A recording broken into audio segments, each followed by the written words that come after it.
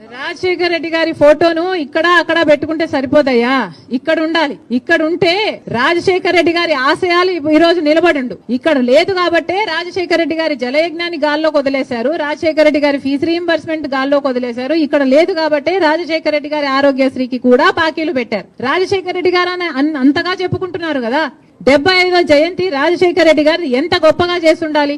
మరి ఏం చేశాడు జగన్మోహన్ రెడ్డి గారు 75వ జయంతి కోసం? ఇడుపులపాయకి వెళ్లారు. అక్కడ 5 నిమిషాలంటే 5 నిమిషాలు కనీసం కూర్చోలేదు, నిలబడ్డారు.